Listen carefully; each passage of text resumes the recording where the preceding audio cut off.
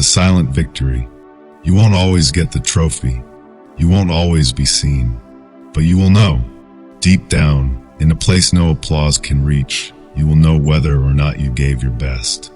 Cato the Younger, the Stoic the other Stoics admired, lost everything. His army crushed, his cause defeated. In the end, he took his own life. And yet, not a single Stoic called him a loser. Why? Because there is a difference between losing and giving up, between being defeated and being diminished. Cato gave everything, every breath, every word, every ounce of effort, and that, the Stoics believed, was the true mark of greatness. In a world obsessed with outcomes, how do we define success? Is it in the headlines, the medals, the money, or is it something quieter, deeper, something that no one can take away from you? In today's video, I want to explore that very question. We'll dive into the Stoic secrets of giving your best, when no one's watching, when the stakes are low, when the world doesn't seem to care. Because what you put into life is always up to you.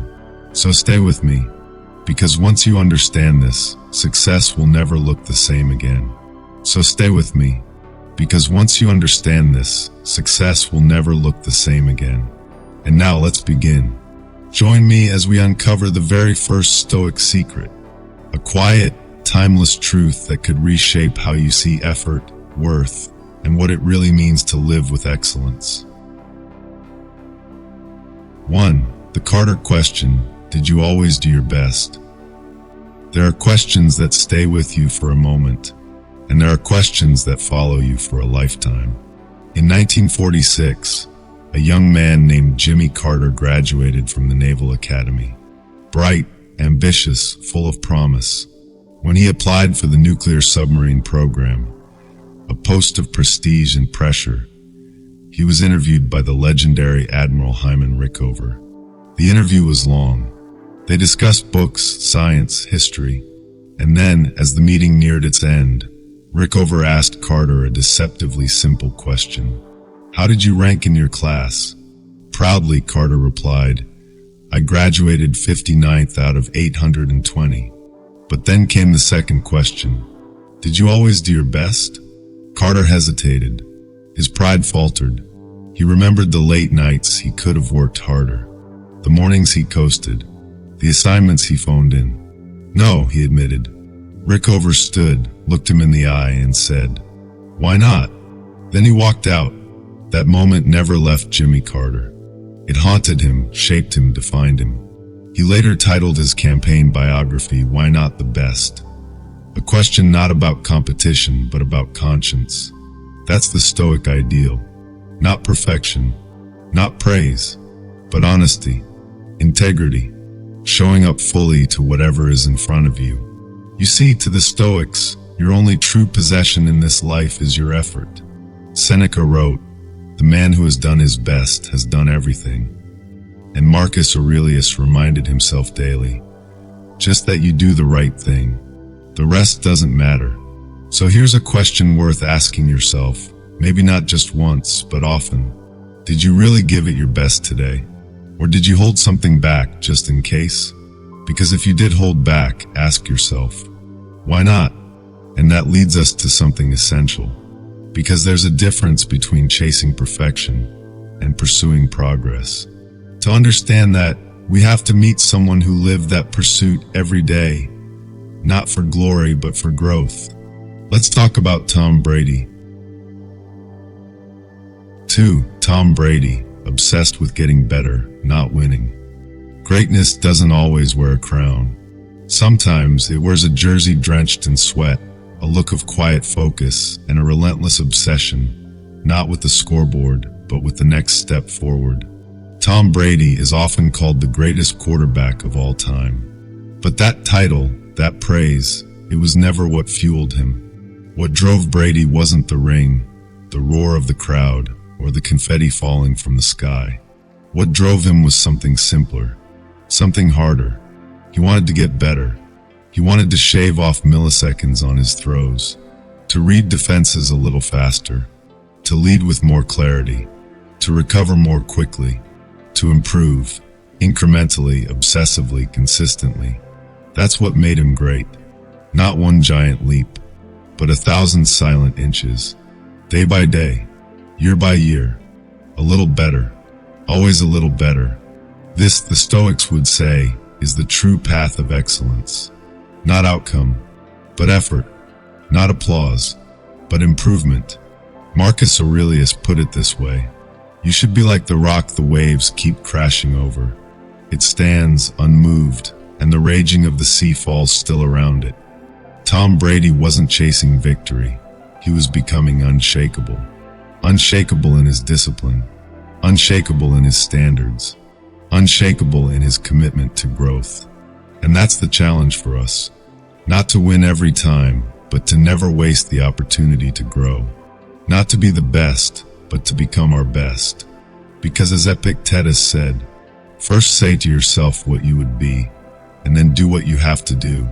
So the real question is, are you willing to be that obsessed with becoming, not being? Are you willing to live like it's not about winning the race, but running it better each time? If so, you'll find what Brady found. Not fame, not certainty, but a fire inside that no result could ever extinguish. But what if you're only halfway in? What if you're merely trying instead of truly committing? Well then, it's time to meet someone who had to confront that exact truth in a dream that changed everything. Let me tell you about Rosanne Cash. 3. Rosanne Cash. We don't respect dabblers. Sometimes the truth doesn't come from a mentor, or a book, or even a hard-earned failure. Sometimes it arrives in a dream, and it cuts deeper than anything the waking world could say. Rosanne Cash, daughter of the legendary Johnny Cash, had already made a name for herself in the music world. Albums released, tours booked, applause gathered, but deep down, she knew something was missing. Then came the dream. In it, she found herself at a glamorous party. The room was full of artists, people she admired, people she aspired to stand beside. And in the corner, she saw Linda Ronstadt, her hero, speaking to a man with a name tag that simply read, Art. Rosanne walked over, eager to join the conversation. She introduced herself, but Art turned to her, looked her in the eye, and said, "We don't respect dabblers." Then he turned away. She woke up shaken, exposed, because she knew exactly what the dream meant.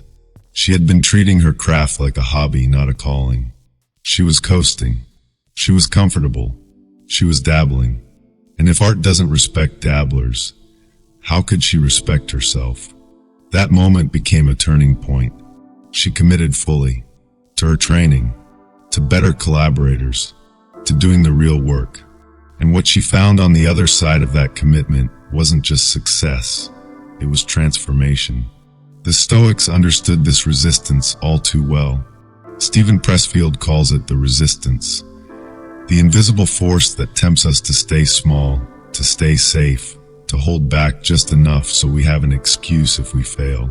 Because if we never go all in, we never risk full rejection. But the Stoics saw through that illusion. As Seneca wrote, "It is not because things are difficult that we do not dare. It is because we do not dare that they are difficult." So ask yourself, are you dabbling with your potential? Or are you daring to step fully into it? Because once you cross that threshold, once you choose to go all in, everything changes. But here's the challenge. When you're on your path, the world around you will try to pull you off it. There will be distractions, shiny things, new trends. How do you stay grounded when everything around you demands you change?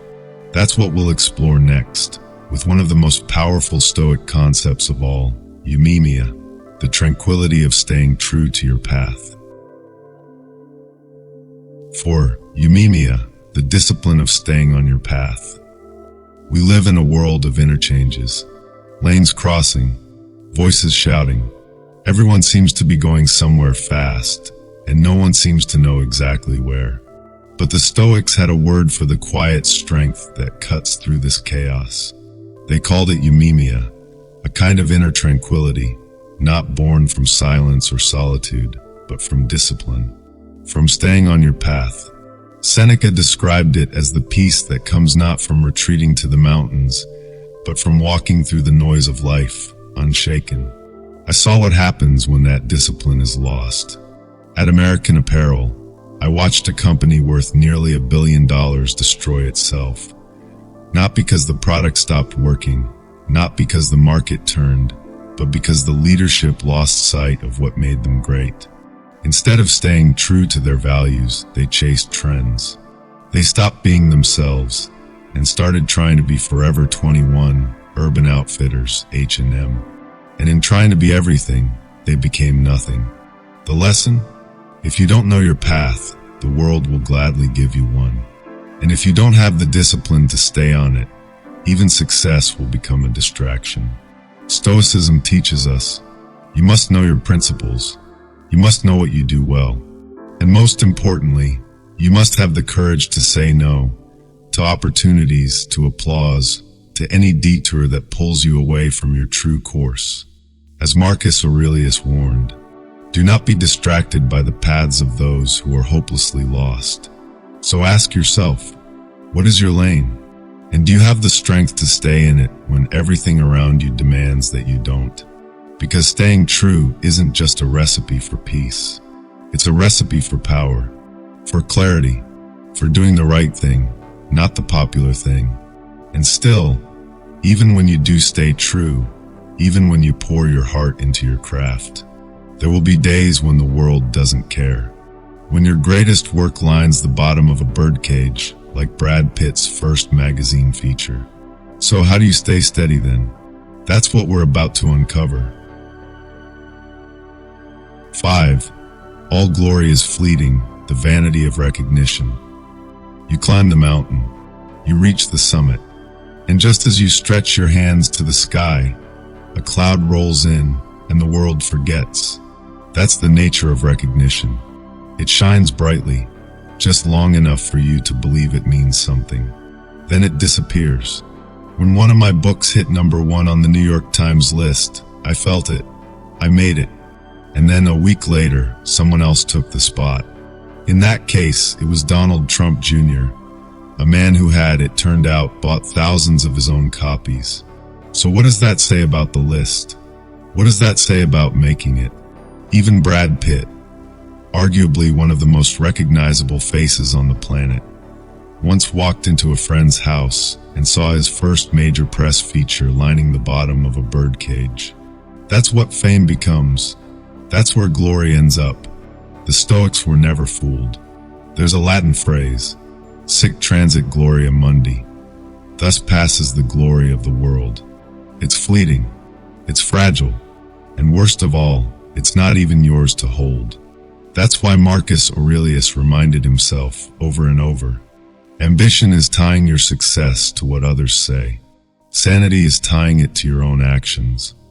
Let them take the pedestal. Let them chase the crown. You chase effort. You chase character. You chase the kind of work that still matters after the lights go out. Because the moment you make peace with the silence that follows your best work, that's the moment you become untouchable. But there's something more powerful than even that, knowing that everything in your life, every obstacle, every delay, every difficult person, is not just something to endure, it's something to use. And that's the next truth we need to uncover, what the Stoics meant when they said, the obstacle is the way. 6. The obstacle is the way, turning hardship into power. You were wronged. They ignored you. The door slammed shut.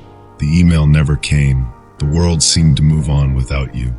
And in that moment, it's easy to believe, this is the end. But the Stoics whisper back, no, this is the beginning. There's a passage in Meditations, Book 5, where Marcus Aurelius says something startling. The impediment to action advances action.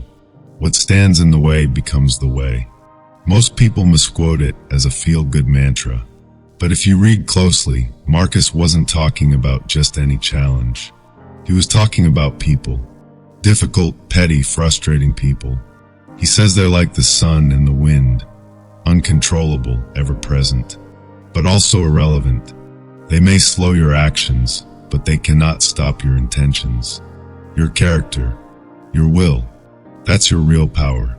To adapt, to convert adversity into fuel, to turn even the ugliest opposition into a mirror, one that reflects the person you're becoming. Because hardship is not your enemy, it's your teacher. Annoyance is not a curse, it's an invitation to patience. Rejection is not the final word. It's a challenge to refine your craft and clarify your mission. As Epictetus said, circumstances don't make the man, they only reveal him to himself. So the next time you hit a wall, ask yourself, what if this isn't in the way? What if this is the way? Because once you learn to use difficulty like that, once you see every block as a building stone, you become unstoppable. But even with that mindset, there's a deeper pull that can break your focus. It's not external, it's subtle. It's the fantasy of being somewhere else, of being someone else. The illusion that fulfillment lives in a better house, or another country, or someone else's version of life. Let's talk about that next. 7. The illusion of elsewhere. You get what you are. Ever found yourself thinking, if I could just get out of here, if I lived in that city, had that house, that job, then I'd be happy? It's a familiar pull, a subtle ache, the belief that life, real life, is always happening somewhere else, with someone else, in a version of you that's just slightly out of reach. But the Stoics knew better. They saw through the mirage. They knew that longing for elsewhere is often a refusal to face what's here. And more than that, who you are here. Because you don't get what you want in this life. You get what you are. As Ryan once put it so simply, do you want to be in Mexico right now? Or do you just like the version of yourself you imagine you'd be in Mexico? That hits hard, doesn't it? Because what we're chasing is rarely the place. It's a feeling, a version of ourselves untethered from insecurity, a version of ourselves who's finally at peace. But if you haven't built that within, no flight, no house, no title will ever give it to you. Marcus Aurelius wrote, "Nowhere you can go is more peaceful, more free than within your own soul." So don't chase escape. Don't outsource your wholeness to a zip code or a vacation. Instead, build the person you wish you could be elsewhere, right here. Because once you become that person, the room you're in changes. The life you're living transforms. Not because it's new, but because you are.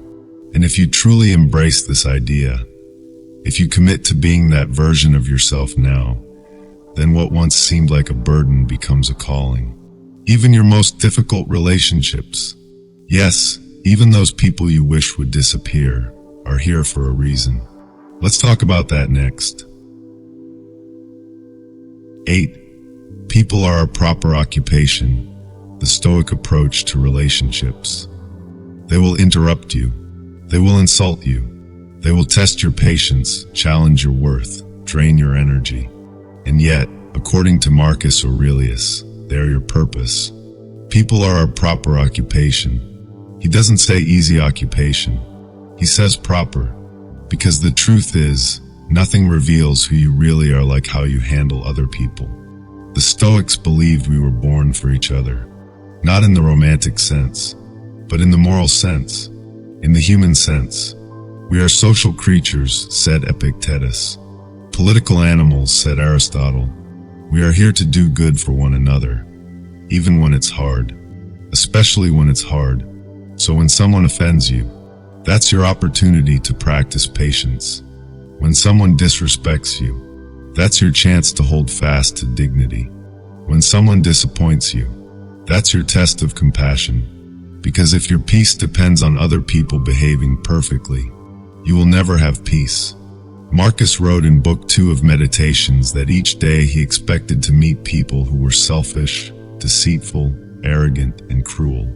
And yet, he reminded himself, these people were not to be hated. They were to be understood, even loved, because their behavior does not control your character. Your response does. As Viktor Frankl put it centuries later, between stimulus and response, there is a space. In that space is our power to choose our response. That is the Stoic way, to live among people and remain whole, to hold boundaries without building walls, to care deeply without being controlled. And the more you master this, the more you realize difficult people aren't obstacles. They're exercises. They are mirrors that sharpen you, not break you. But this discipline, this strength of character, doesn't just happen. It must be built, brick by brick, moment by moment, quietly daily, even when no one notices. And that leads us to one final, powerful truth. In the end, it's not about recognition. It's about the kind of person you became when no one was watching. Let's explore what that means. 9. You left it all on the field, redefining success from within. There's a moment that every honest person has to face. When the game ends, the meeting wraps, the launch is over, the curtain falls, and no one claps. No award, no viral post, no big congratulations email, just silence, and you, asking yourself the only question that matters. Did I leave it all on the field? In Stoic philosophy, success isn't measured by applause. It's not about the outcome. It's about effort, radical effort, consistent effort, private effort. Cato, the Roman senator and Stoic hero, stood against tyranny with everything he had. He didn't win. In fact, he lost. He died by his own hand rather than live under Caesar. But the Stoics didn't admire him because he succeeded. They admired him because he gave everything, because his virtue was intact even in defeat. As Marcus Aurelius wrote, just that you do the right thing. The rest doesn't matter. And as John Wooden said, one of the most Stoic coaches in history, success is peace of mind, which is the direct result of self-satisfaction in knowing you made the effort to do the best you are capable of becoming. That's what it means to leave it all on the field. Not because someone's watching, not because you're guaranteed recognition, but because that's who you are. The Stoics believe that this kind of internal scorekeeping is the only one that matters, because it's the only one you truly control. So the next time you're tempted to chase metrics, likes, or external validation, stop. Ask instead, did I give it everything I had today? Did I uphold my principles when no one was watching?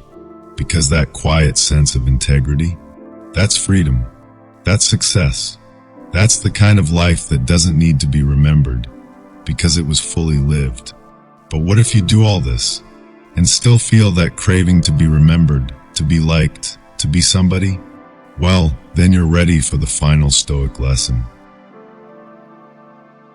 10. Amor Fati, loving everything that happens. There's a moment we all dread. That call in the middle of the night. The test results we hoped would never come. The sudden, unexplainable twist of fate that pulls the rug out from under us. In that moment, it's natural to fight, to resist, to scream into the void and wonder, why me? But the Stoics offer another way, something they called Amor Fati, literally love of fate. Nietzsche, inspired deeply by Stoicism, described Amor Fati as not just tolerating, but genuinely embracing and loving everything that happens, good or bad. Marcus Aurelius said it beautifully. A blazing fire makes flame and brightness out of everything that is thrown into it. To the Stoics, life isn't about dodging the hard stuff. It's about learning to use it, to grow from it, to see the blessing even in what hurts most. Think of Theodore Roosevelt. When his beloved mother and wife both died on the same tragic night, it could have destroyed him. Instead, it transformed him. Roosevelt channeled his pain into action, shaping himself into a man of strength, resilience, and ultimately greatness. Because here's the truth, you don't control the cards life deals you, but you always control how you play them. Epictetus put it bluntly, don't seek for everything to happen as you wish, but rather wish that everything happens as it actually does. Then your life will flow well. This isn't resignation. It's courage. It's gratitude. It's the profound understanding that everything, yes, even your greatest tragedies, holds a hidden gift. So ask yourself, what are you currently resisting, resenting, or regretting? Could you instead find the courage to love it? Could you transform the wound into wisdom? Because once you do, you unlock a strength most people never know. The power to live fearlessly, fully, no matter what comes next. But here's the challenge. As you embrace Amor Fati, you'll discover another powerful secret. The freedom that comes from realizing how little you truly need. Let's explore that next. 11. Enough is enough. The power of Stoic simplicity. We chase. We accumulate. We clutter our lives, believing each new acquisition will bring the happiness, peace, or status we've been promised. Yet, each victory fades quickly, replaced by another hunger, another desire to fill. But the Stoics knew a simpler, more profound truth. True wealth isn't about having more. It's about needing less. Seneca wrote bluntly, "It is not the man who has too little, but the man who craves more that is poor." And isn't that exactly how it feels sometimes? We strive endlessly, yet we never arrive. We earn more money, yet somehow always feel poor. We have full calendars, full closets, full lives, and empty hearts. But what if real abundance came not from chasing more, but from discovering just how little we actually need? Marcus Aurelius, ruler of the most powerful empire on earth, chose to sleep on simple beds, eat plain meals, and dress modestly. Why? Because he understood the secret. When you know how little you truly need, you become untouchable. No longer can the world threaten you with loss, because you've found fulfillment beyond things. You become the master of your desires, not their slave. Henry David Thoreau, heavily inspired by Stoicism, summed it up this way: "I make myself rich by making my wants few." So here's the question you must ask yourself. What if everything you truly needed was already right here? What if your craving for more is actually distracting you from seeing how good life already is? What if you began living as if enough was truly enough, right now? Because once you embrace Stoic simplicity, a fascinating thing happens. The things you thought you needed start losing their power. Freedom, clarity, and peace, the things you were chasing all along, appear effortlessly. Yet even simplicity and clarity are not enough on their own. Because in life, sooner or later, we must face the hardest truth of all. Everything ends. What happens when we face our own mortality? Not someday far away, but today. 12. Memento Mori. Remember you must die. We don't like to think about it. We scroll past it. We pretend we're immune to it. But death is always there, quiet, patient, inevitable. And the Stoics didn't avoid this truth. They embraced it. They carried it with them every day. They called it Memento Mori. Remember you must die. It wasn't morbid. It was liberating. Marcus Aurelius would remind himself constantly, you could leave life right now. Let that determine what you do and say and think. Because when you face death, not just as an idea, but as a companion, you begin to live differently. Suddenly, that argument doesn't matter so much. That petty frustration dissolves. That long postponed dream, it can't wait any longer. To the Stoics, death wasn't the enemy. Wasting life was. They believed that the awareness of death is what wakes us up, what pulls us back from distraction, procrastination, and fear. Because when you remember that time is short, you stop wasting it.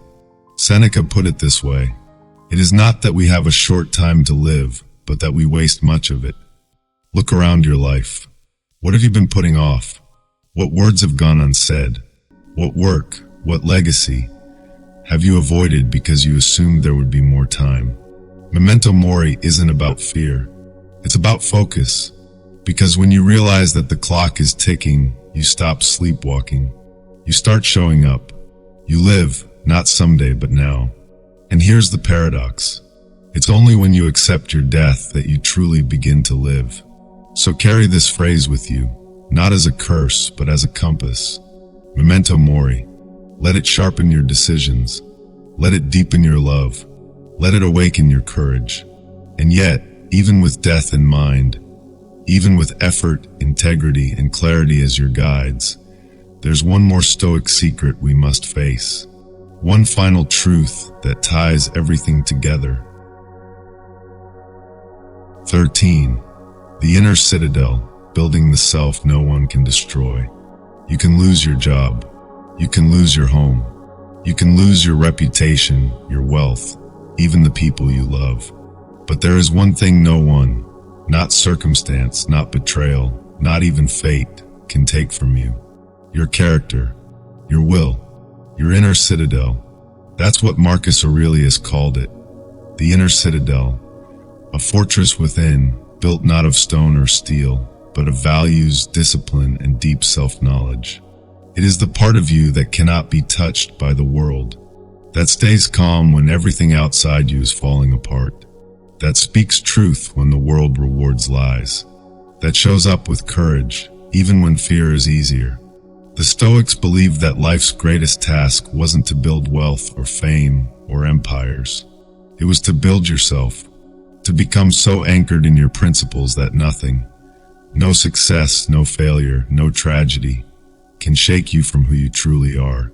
As Epictetus said, no man is free who is not master of himself. So how do you build this citadel? You build it by doing what's right, even when it's hard, by saying no to what tempts you off course, by practicing gratitude in loss, humility in success, and patience in delay. You build it in silence, in small moments, in choices that seem invisible to the world, but not to you.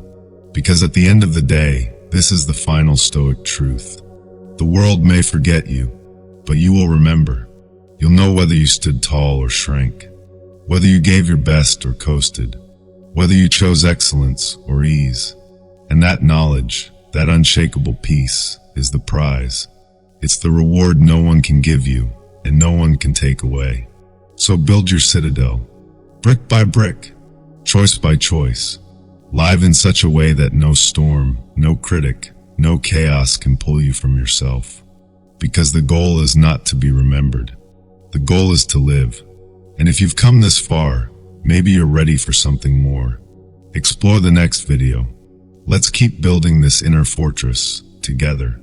Because this isn't just Stoicism. This is a way of life. These 13 Stoic secrets aren't about winning every game.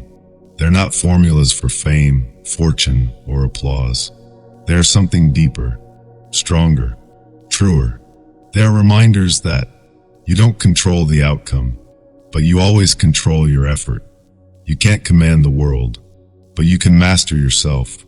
And that is the silent victory no one can take from you. You don't need recognition to live rightly. You don't need glory to live greatly. You only need this day, this moment, to give your best, to show up fully, to walk your path with courage. As Marcus Aurelius wrote, just that you do the right thing. The rest doesn't matter. If these ideas stirred something in you, if they made you pause and reflect on the way you're living, don't let the journey stop here. Explore more videos on this channel. Learn how the Stoics dealt with pain, failure, ego, habits, and even death with grace and grit. Share this video with someone who needs a little clarity, a little courage, or a little push to live more intentionally.